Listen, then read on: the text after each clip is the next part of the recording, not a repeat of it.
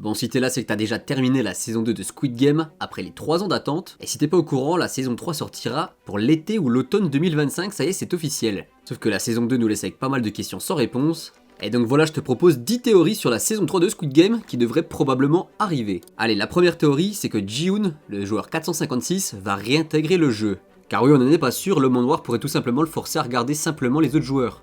Et du coup, avec la scène post-générique, déjà on sait que les jeux continueront, tout simplement parce que les joueurs qui voulaient continuer le jeu sont désormais plus nombreux que ceux qui voulaient arrêter et qui se sont liés à Ji-Hoon et sont simplement morts dans la rébellion. Ce qui nous amène à la théorie suivante, que le prochain jeu sera à nouveau 1, 2, 3 soleils, mais cette fois-ci avec une deuxième poupée, et qu'il sera bien plus meurtrier. La saison 2 ne nous a pas révélé le rôle de cette poupée, mais il semblerait qu'elle soit équipée de détecteurs de mouvement et qu'elle pourra voir derrière les joueurs. Fini la triche. Concernant la troisième théorie, je pense que le capitaine du bateau sera démasqué par le policier.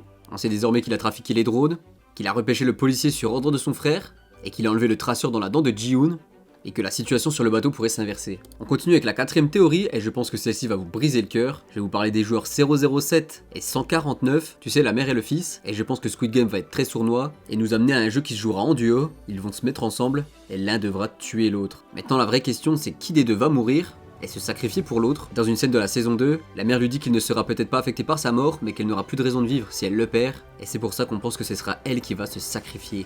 D'ailleurs, en parlant de mort, la cinquième théorie, c'est que Ji-Hoon, notre héros, va mourir dans cette saison 3. Et en fait, c'est tout simplement la chamane dans la saison 2 qui l'annonce. Quand elle regarde la femme enceinte, tu sais, numéro 122, elle lui dit que Ji-Hoon a réussi à survivre aussi longtemps pour une seule raison, c'est qu'il a un but à accomplir, et qu'il finira par mourir en sauvant cette fameuse femme enceinte. Cela serait assez logique puisque cela le rachèterait, et l'aidera à se pardonner de ne pas avoir été capable de protéger tous ses amis durant la saison 1 et la saison 2.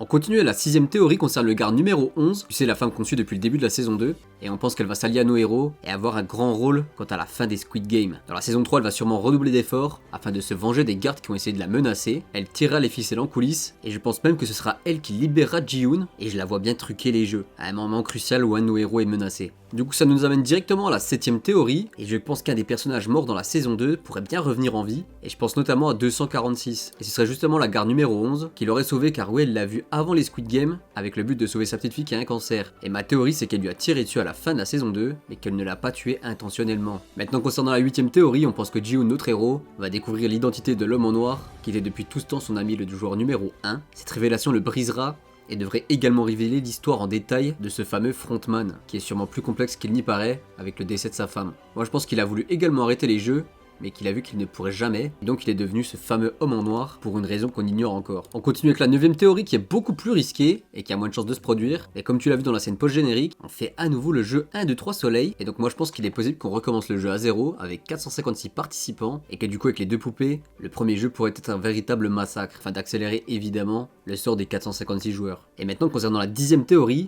et bien c'est tout simplement la façon dont je pense que la série Squid Game va se terminer. Perso, je vois une note positive, avec pas mal de survivants, et l'équipe du bateau qui vient de libérer l'île de tous ces fameux jeux, et tuer tous les gardes, entraînant ainsi la fermeture définitive de ces fameux jeux, et que dans une scène post-générique, Squid Game pourrait révéler que les jeux en Corée n'étaient que la surface d'une conspiration massive, et qu'il en existe dans pas mal d'autres pays, notamment les États-Unis, et que cela donne lieu à une série dérivée, car oui, je sais pas si t'es au courant, mais Netflix souhaite sortir une série Squid Game version États-Unis, avec des jeux de l'enfance américaine et des acteurs américains, parce que oui, la série est une véritable machine à fric, donc on voit mal Netflix s'arrêter ici. Alors n'hésite pas à me dire tes théories sur la saison 3 en commentaire, et n'oublie pas de t'abonner.